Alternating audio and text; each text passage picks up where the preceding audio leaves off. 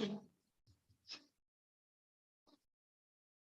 very good morning, everyone. I welcome you to today's current affairs session.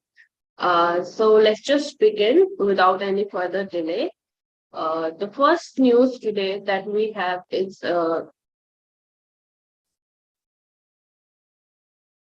wait.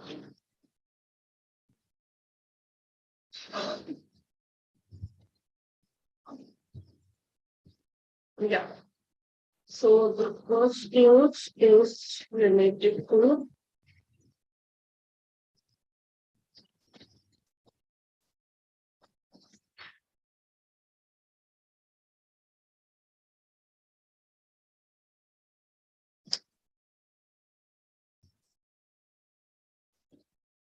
yeah. So at the center of job creation. So it is related to government's announcement that has taken place a few days back that the government has recently announced that 10 lakh government jobs will be provided over the next 18 months on a mission model. So government ने अभी recently announce किया था कि जो total 10 lakh government jobs आएंगी in next 18 months. So what is the background? Let's just try to understand this particular news. इसके साथ ही हम employment, unemployment और क्या मिशन है इससे रिलेटेड कुछ वेरी इंपॉर्टेंट फैक्ट्स देखेंगे और इसका बैकग्राउंड देखेंगे जो कि हमारे एग्जाम पर्सपेक्टिव से वेरी इंपॉर्टेंट है. The government recently announced it would recruit 10 lakh people in mission mode over the next 1.5 years, which is obviously the 18 months.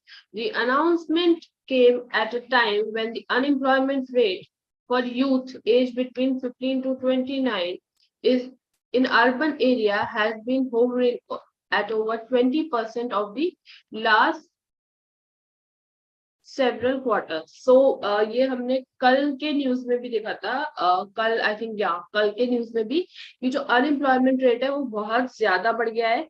And हमने ये भी देखा था कि जो वुमेन का पार्टिसिपेशन है इन दी वर्क फोर्स वो भी बहुत ज्यादा कम हो गया है due to pandemic and other situations which are there in the surroundings. Okay, so in such conditions the government has come up with this proposal that they will be having 10 lakh government jobs in upcoming 18 months.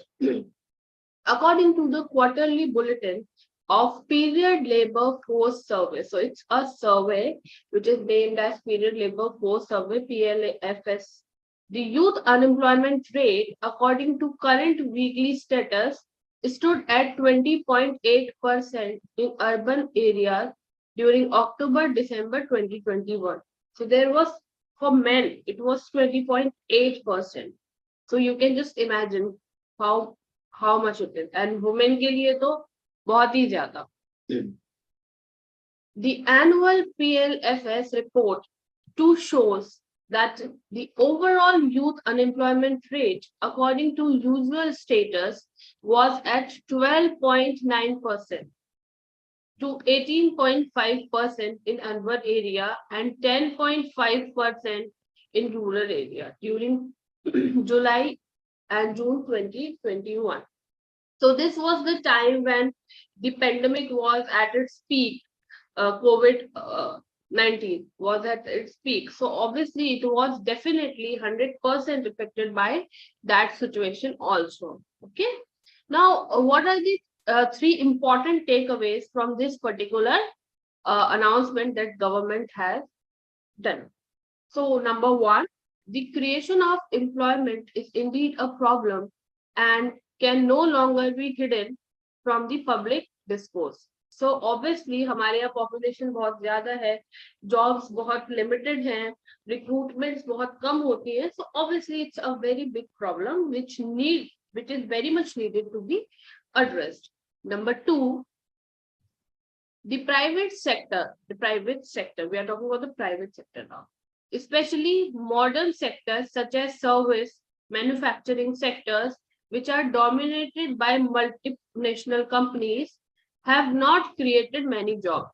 सो ये जो multinational companies होती हैं जिनमें की service देने का, service providers और manufacturing sectors की जो जॉब होती हैं, ये मेनली डोमिनेटेड है by MNC. Okay, MNCs are the companies which are having their offices in different nations, different countries. So they are also not very much into creating jobs. So उनके जो jobs होते हैं या तो उसमें बहुत ही high skilled, well educated लोग चाहिए होते हैं, तो वो कहीं ना कहीं लैग हो जाता है, जिसकी वजह से बहुत ज्यादा जॉब क्रिएशन नहीं हो पाती है. So even in the information technology sector और the modern gig economy have created job, these are either very high skilled jobs or low skilled ones. So as I told you कि या तो job बहुत high skilled होती है जिसके लिए कि लोगों को स्पेसिफिक स्किल लर्न होना चाहिए, जो कि डिफिकल्ट होता है, not possible for everybody to learn, या फिर बहुत ही लो स्किल्ड वन होती है, तो जिससे कि बहुत अच्छा अपॉर्चुनिटीज नहीं मिल पाती. So the third point is the government in the Nehruvian scheme of development occupied an important place in the labor market. The government is now forced to step in and persistently rising inflation, unemployment and underemployment threaten to politically affected. So अभी government जो है वो एक ऐसे scenario में है कि महंगाई बढ़ रही है. हमने last I think 2 classes back we have read about inflation की टाइटनिंग पॉलिसी देखी थी हमने कि इन्फ्लेशन बहुत ज्यादा बढ़ रहा है, महंगाई बढ़ रही है, अनएम्प्लॉयमेंट भी बढ़ रहा है, अंडर एम्प्लॉयमेंट भी बढ़ रहा है. Underemployment can be understood that somebody who has a good skill but because of the lack of the job उसको कोई छोटी मोटी जॉब करनी पड़ रही है, या जितनी जॉब्स होनी चाहिए उससे कम है, तो ये this is called as underemployment. कि जितनी यू हैव स्किल उसके बेसिस पर आपको नहीं, but because you need job और उसके बेसिस पे आपको जॉब नहीं मिल रही है उतने लेवल की, तो फिर आप छोटे लेवल की job. It's like that. Okay. Then employment data and issues with it. So the government is at present relying on the Employees Provident Fund Organization, National Pension Scheme, Employees State Insurance Schemes, registration and exit as indicators of the formal labor market. So nothing more to explain here. This could be misleading as companies may be increasing registration cross the threshold to become eligible to fall under any of these categories. So now that government is relying on these organizations for data collection, now what is the case that this data can be misleading because it is possible कि जो companies हैं वो registration increase कर दे ताकि वो जो एक threshold value है उससे ऊपर पहुंच सके, ताकि they can be fit in the category, they can be eligible. Okay, next is formalization. Hence, this might be more a case of formalization rather than employment generation. So they are saying they might create an environment where there will be more of a formal setup, okay, rather than just employment generation. Now, the second important point, media reports show that more than 85% of those aspiring for those 8 lakh jobs could be consumed by existing vacancies in central government departments. So ऐसा assume किया जा रहा है कि media report के according कि जो 85% aspirants हैं जो कि एक्सपेक्ट कर रहे हैं that they should be under those they should get at least some of the jobs from those 10 lakhs jobs. तो ऐसा अज्यूम किया जा रहा है कि हो सकता है वो जो अभी के एग्जिस्टिंग जो सेंट्रल गवर्नमेंट वैकेंसीज हैं, जो डिपार्टमेंट्स, डिफरेंट डिपार्टमेंट्स, हो सकता है वो उसी में कहीं कंज्यूम कर लिए गए. ओके, जो कि ऑलरेडी 8,72,000 के ऊपर है और 10 लाख बोल रहे हैं, तो it is possible. Okay, Now there are few more points we will see, and then we will move to the another section. The decline in PSU job, public sector undertaking job. Okay, 241 central public sector enterprises have been shedding job in recent years. So everywhere, it is not just the case with central public sector enterprises, but everywhere the jobs have been reducing a lot. Jobs जो vacancies है वो खत्म कर रहे हैं, due to pandemic also one of the main reason. And so जो number of vacancies थी वो बहुत कम हो रही है, plus ऐसे भी केसेस है जहाँ पे कि जो लोग ऑलरेडी बहुत टाइम से जॉब में है, specially in the private sector and other, तो उनकी जो जॉब है वो जा रही है। तो इससे भी कहीं ना कहीं जो अनएम्प्लॉयमेंट रेट है वो इंक्रीज हो रहा है, बिकॉज जो पहले एम्प्लॉयड परसेंटेज में आते थे वो अब अनएम्प्लॉयड परसेंटेज में आते। The decline in quality of jobs.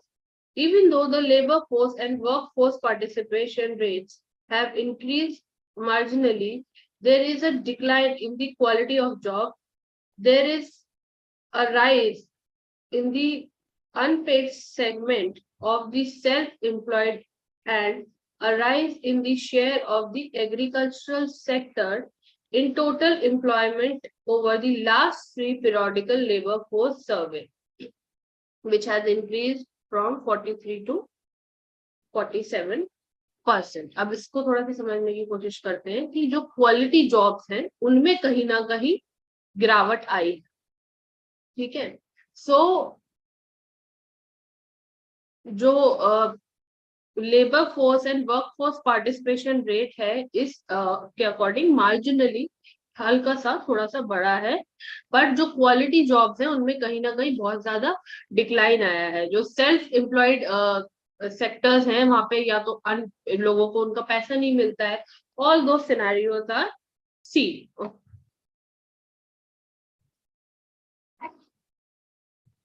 Role of private sector. Now this we need to understand, because in present scenario even the private sector is playing a huge role, though they are not able to generate as much as they must, but then also they are playing a very crucial role in the generation of jobs. The private sector creates jobs in response to market forces and while taking into consideration radically altering technical advance development. Now, जो private sector होता है, देखो government sector में जब jobs create होती है तो obviously they are in response to the market force, market में जो जरूरत है उसके अकॉर्डिंग होती है। बट कहीं ना कहीं government, because we have welfaristic nature of the government in our country, तो it is the responsibility of the government to have more jobs ताकि लोग अनएम्प्लॉयड ना रहे, हमारा एम्प्लॉयमेंट रेशियो बढ़े। So all those things. But जो private sector है उसमें क्या होता है, जो भी मार्केट कंडीशंस होती हैं उसी के हिसाब से जॉब्स ओपन होती हैं। अगर मार्केट में सब कुछ बहुत अच्छा चल रहा है, जो भी प्रोडक्ट कंपनी बना रही है, डिमांड अच्छी है, all everything is going good, then there will be more job creation. और अगर ऐसा नहीं है तो दे विल नॉट केयर, जैसे कि पेंडेमिक के सिचुएशन में हुआ है, I just told you. Okay, and also उनके में प्राइवेट सेक्टर्स जो होते हैं उसमें टेक्नोलॉजिकल डेवलपमेंट के लिए बहुत ही important consideration माना जाता है। So this is the case.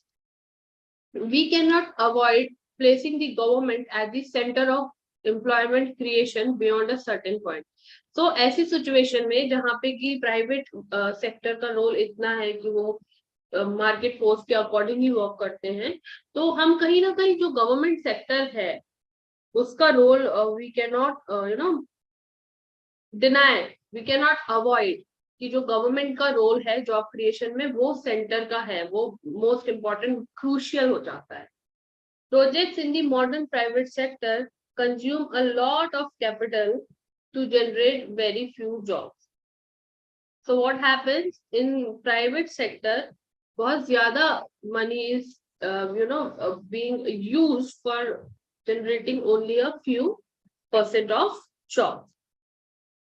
For instance, recently there was a report that the Adani Group has invested 70,000 crore in Uttar Pradesh to create merely 30,000 jobs. So 70,000 crore लगा दिए और jobs कितनी आएंगी? सिर्फ 30,000. So that is the example of this thing, that they consume these private sector consume a lot of capital for generating only a few jobs.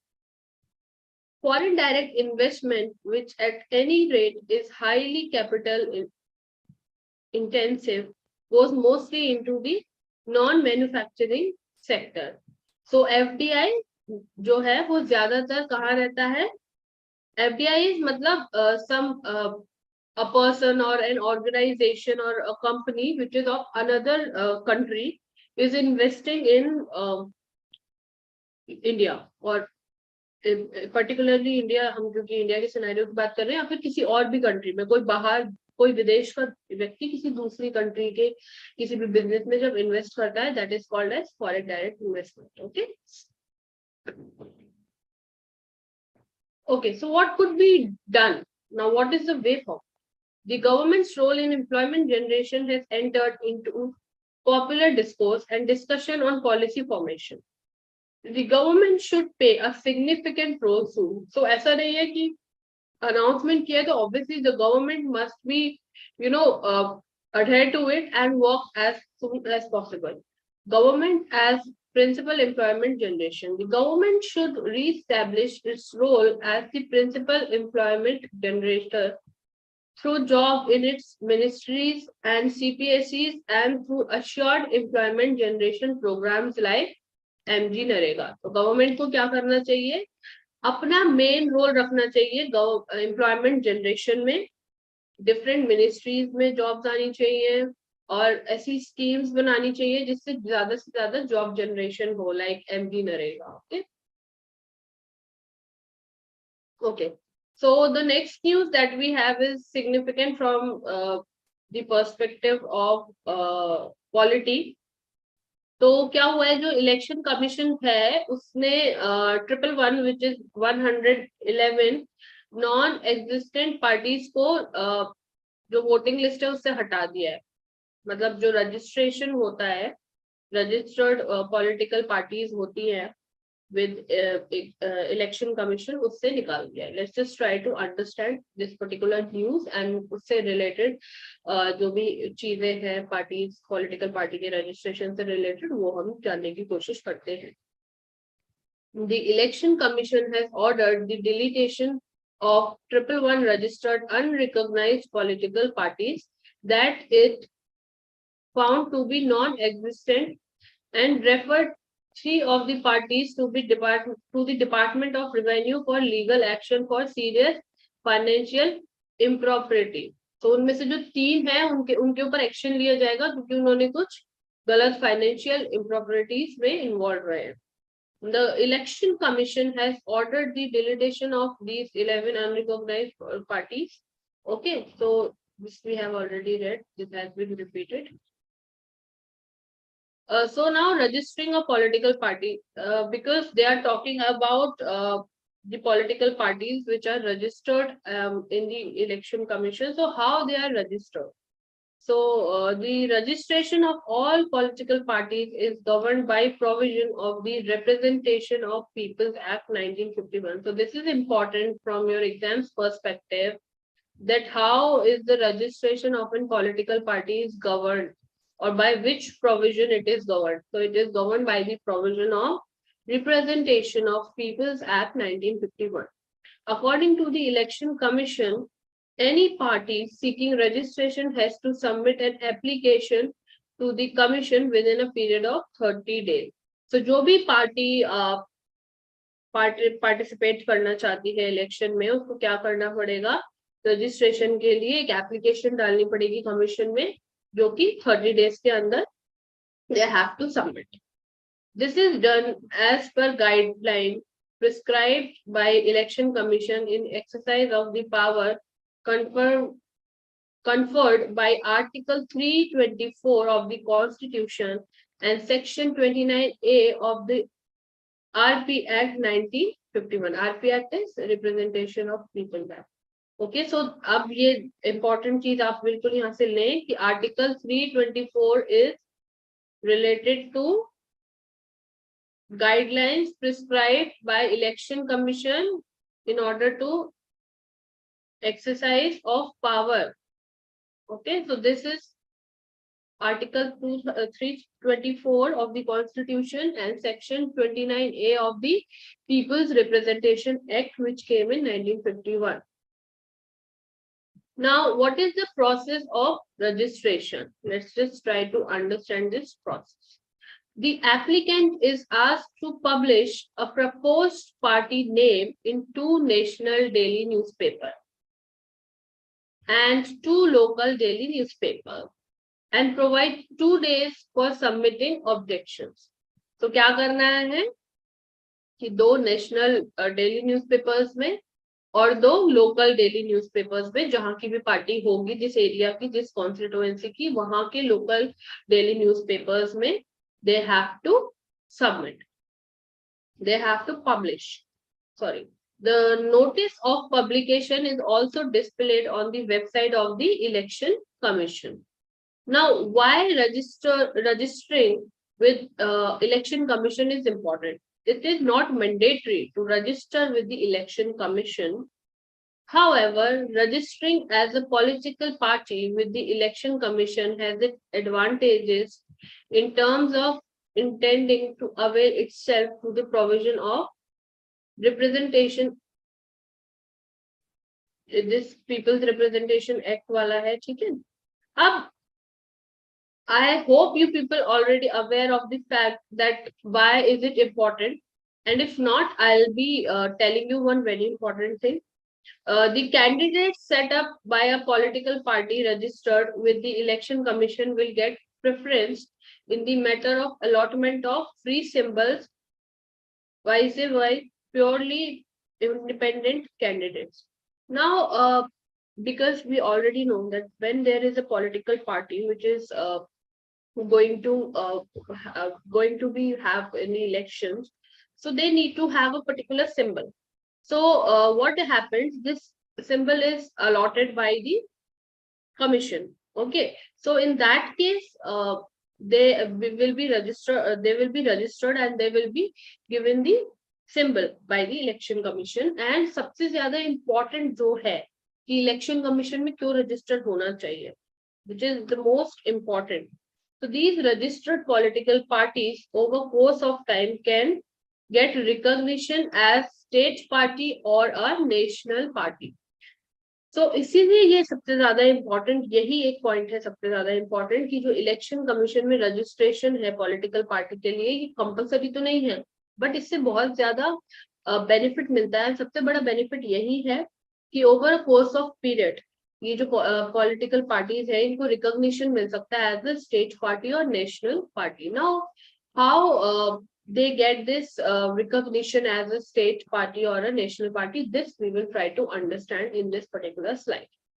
How election commission recognizes a political party as a state or national party. So पहले हम देखेंगे national party कैसे recognize करते हैं election commission, what are the conditions specified for this. Okay, so number 1, a 6% vote, a 6%, you have to remember these numbers. Okay, a 6% vote share in the last assembly polls in each of any 4 states as well as 4 seats in the last Lok Sabha polls. ठीक है, तो 6% vote होना चाहिए इन दी last assembly पोल और हर at least 4 state में. ठीक है, और कम से कम 4 सीट होनी चाहिए इन लास्ट लोकसभा पोल्स में. तो एक कंडीशन तो ये हो गई.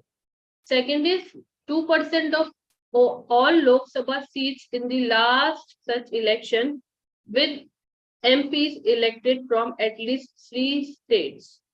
तो उस पार्टी के 2% तो पूरी लोकसभा सीट्स में से आने चाहिए लास्ट इलेक्शन में से, और जो MPs इलेक्टेड होने चाहिए वो एटलीस्ट 3 स्टेट से होने चाहिए. ओके, अच्छा एक और इम्पोर्टेंट चीज है, ऐसा नहीं है कि ये तीनों क्राइटेरिया को फुलफिल करना है, इसमें से कोई भी एक हो सकता है. सो वी हैव दिस और operator. Okay, so just focus on this. ऐसा नहीं है कि you have to focus on all, like all the 3 points must be fulfilled. कोई भी एक होगा तो the party will be recognized as national party by election commission. Okay, so recognition as a state party is at least 4 state. तो अगर कोई party as a state party किसी 4 state में अगर रिकॉग्नाइज हो गई है तो भी वो नेशनल पार्टी रिकॉग्नाइज की जाए. नाउ अब स्टेट पार्टी कैसे रिकॉग्नाइज होती है, उसके लिए वी हैव, जैसे नेशनल पार्टी के लिए we have 3 conditions, for state party we have 5 conditions. Now what are those 5 conditions? Let's just try to understand. 2 seats plus a 6% vote share in the last assembly election in that state. So national party में और इसमें थोड़ा सा कुछ चीजें common होंगी, कुछ different होंगी. ठीक है, so 6% वोट शेयर होना चाहिए in the last assembly election in that particular state. Because state party की बात कर रहे हैं तो we have to be focusing towards one particular state, जिस भी स्टेट में इलेक्शन हो रहा है. Okay, and 1 seat plus a 6% vote share in the last Lok Sabha election from that state. अच्छा, इसमें भी there is this condition that we have, और कोई भी एक फुलफिल होगा तो चलेगा. ठीक है, तो we again here also we have, और कोई भी एक फुलफिल करेंगे तो it will work. 3% of the total assembly seats, जितनी भी सीट्स आए हैं उसमें से कम 3% टोटल सीट्स होनी चाहिए, या फिर 3 सीट भी चलेगी, या तो 3% या 3, और जो भी इनमें से ज्यादा है, अगर 3% ज्यादा है तो 3, या फिर सिर्फ 3 सीटें, अगर परसेंटेज 3% में सीट्स 2 ही आ रही हैं तो फिर 3 सीट्स होना चाहिए, जो भी ज्यादा है दोनों में. 1 of every 25 Lok Sabha seats or an equivalent fraction from a state. Okay, so 1 of every 25 Lok Sabha seats, तो 25 सीट पे एक, तो अगर 100 हो गई तो 4. Okay, it's like that. And 8% statewide vote share in either the last Lok Sabha or last Assembly polls. Okay, understood? Now, what are the benefits for recognized parties? This is subject to the fulfillment of the conditions prescribed by the Commission in the Election Symbols Reservation and Allotment Order 1968. Now, what are the benefits? Number 1, it is reserved symbol. So, एक party का एक symbol होगा, and that will not be the same for any another party. Okay. If a party is recognized as a state party, it is entitled to exclusive allotment of its reserved symbol to the candidates set up by it in the state in which it is recognized.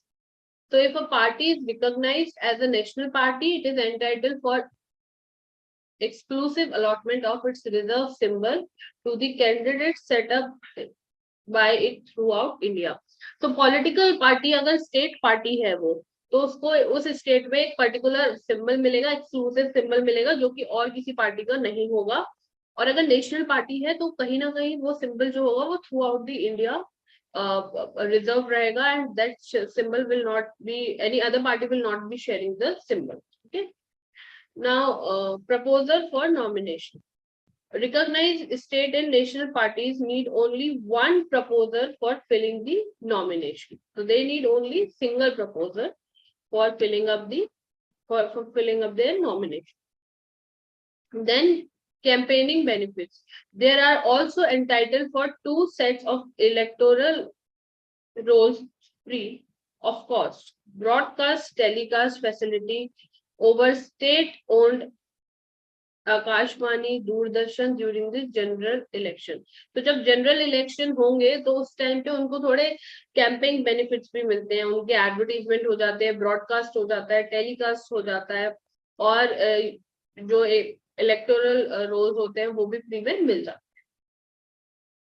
Okay, तो now we have the next important news that is related to Bharat घर mission. Okay, Bharat Gar scheme. Okay, so what is this? Let's just try to understand. Primarily, why is it in news these days? Okay, so India's first private train under the Bharat Gaurav scheme has been flagged off from Coimbatore recently. Okay, and the train will cover several historical destinations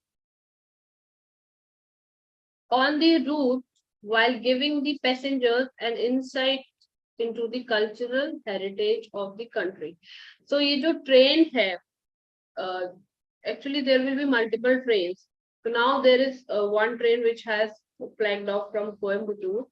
Now what will happen? These trains are mainly meant to cover for tourism purpose. Okay, tourist purpose के लिए इनको बनाया है. ये scheme को शुरू किया गया है as of now. And जो भी हिस्टोरिकल डेस्टिनेशन है उनको ये कवर करेगी और जो पैसेंजर्स है उनको cultural heritage of the country की एक अच्छी इंसाइट देगी. So that is why we have this Bharat Gaurav scheme. Now let's just try to understand when the scheme started, क्या क्या चल रहा है अभी and what all. Okay, let's just try to have an idea of this. So what is Bharat Gaurav? Launch in November 21. Under this scheme, trains now have a third segment for tourism. Till now, the railways had passenger segment and goods segment. So अभी तक क्या था कि there are total 3 segments. सबसे जो last वाला है वो टूरिस्ट सेगमेंट है जो सबसे बाद में आया है. उससे पहले जो 2 सेगमेंट थे they were related to passenger segment and goods segment. These trains are not regular trains that will run as per a timetable, but will be more on lines of the Ramayan Express being run by IRCTC.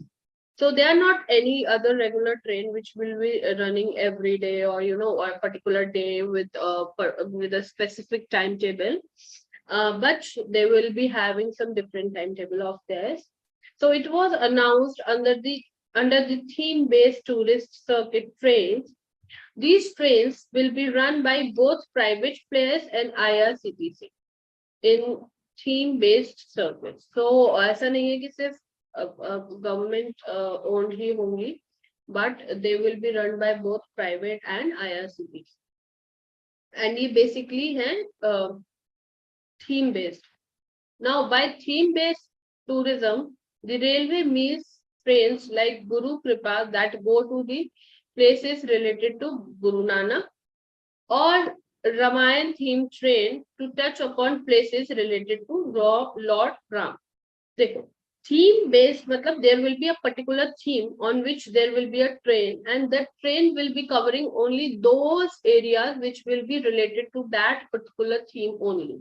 So example जैसे दिया है कि Guru Kripa train that will go to all the places which are related to Guru Nanak, and Ramayan theme train, it will go to all the places which are related to Lord Ram. Okay, so this is what we mean by theme based tourism. Anyone from societies, trust, consortia, and even state governments can apply to take these trains and run them on special tourism circuit based on a theme. So anyone, any specific state government or trust, all these things can apply for this and can run this special tourist train. Service provider will offer all inclusive packages to tourists, including rail travel, hotel accommodation, sightseeing arrangement, visit to historical heritage sites, tourist guidance, etc.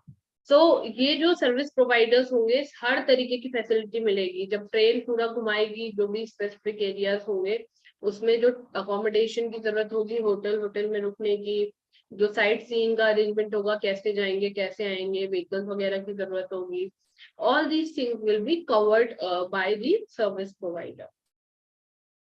Now, what are the benefits of this particular scheme? Let's just try to understand that in a short video. Benefits of such scheme. This train will help realize India's rich cultural heritage and magnificent historical places to the people of India and the world. कहीं ना कहीं ये tourism को increase करेगा. We will have more money generated from tourism also. They will also help in tapping the vast tourism potential of India. So India का जो we all know we are very rich in cultural heritage. हमारी जो India की जो geographical diversity है and जो past में political diversity रही है, अलग अलग तरीके के architectures we have in our country, तो कहीं ना कहीं it will definitely going to boost our tourism of the country. Okay. So yeah, these were the benefits. And now with this, we come to an end on today's news session. Now we have a few questions, very important ones that we are going to see just now.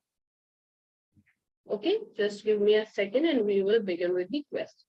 Okay, so the first question today that we have is, according to the Plastic Waste Management Rule 2016, there is a complete ban on, wait, I'm not able, on sachets using plastic material for storing, packing, or selling gutka, tobacco, and pan masala in India.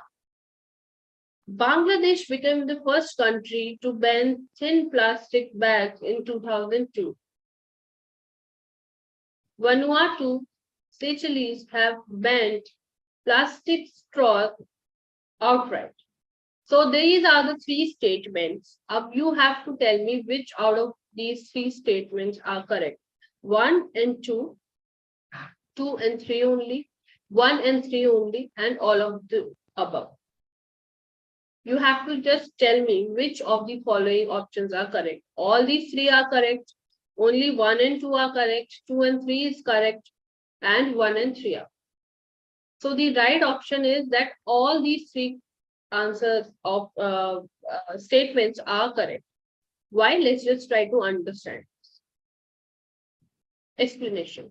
As per the Plastic Waste Management Rule 2016, there is a complete ban on sachets using plastic materials using for storing, packing, or selling gutkas, tobacco, and pan masala.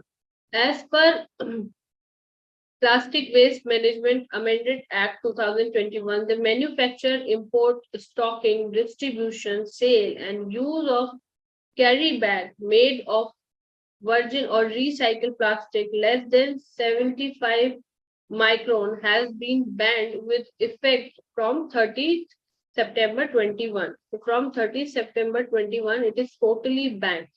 Okay. As opposed to 50 micron recommended earlier under the same. So earlier जो amendment act है उसमें क्या है कि there will be 75 micron which will be banned. उससे कम का जो होगा 75 माइक्रोन से कम की जो भी प्लास्टिक होगी वो बैन रहेगी इन द अमेंडमेंट एक्ट से. बट उससे पहले जो 2016 का एक्ट था उसमें 55 माइक्रोन से जो कम था वही oppose. So this is the change in both the acts. Additionally, the notification on 12th August 21 prohibits the manufacturing, importing, stocking, distribution, sale, and use of select single-use plastic item which has low utility and high littering potential with effect from 1st July 2022. Now, जो कि single use वाले plastic होते हैं कि एक बार use किया फिर फेंक दिया, जिससे कि बहुत ज्यादा कूड़ा बढ़ जाता है and we know it is very difficult to recycle it. So it is banning totally and ये 1st July 2021 से totally effect में आना जाएगा. So in 2002, Bangladesh became the first country in the world to ban thinner plastic bags after they were found to have choked the drainage system during devastating flood. तो flood आई थी वहां पे जिसमें कि जो ड्रेनेज सिस्टम था वो पूरा ब्लॉक हो गया था. किसकी वजह से? प्लास्टिक बैग्स की वजह से. सो इसीलिए बांग्लादेश में बिल्कुल 2002 से ये बैन है. And the two countries that we see are actually so far ban plastic straw. बिल्कुल कंप्लीटली इन दोनों कंट्रीज में जो प्लास्टिक स्ट्रॉज हैं वो टोटली बैन है. You can not use them at all. Okay, it is not at all optional but it is compulsory to not use the plastic straws. Okay, so the next question that we have, the term black swan means. Okay, black swan is in news these days, this term. In fact, it was also in news yesterday. Yeah, I think yesterday it was in the news. So what does it mean? Number one, a natural disaster induced by human activity. Number two, a rare, unpredictable event with a significant impact on society or the world. A law which is considered against the interest of wildlife, an initiative especially designed to prepare marine life in the country. So what could be the right answer? I think this you people must know. The right answer is B, which is the black swan is a rare, unpredictable event that comes as a surprise and has significant impact on society or the world. Okay, so maybe the pandemic एकदम rare था, unpredictable था. Okay, so yeah. With this, we now come to an end in today's session. I'll meet you tomorrow with another session on the news. So, yeah. Thank you so much.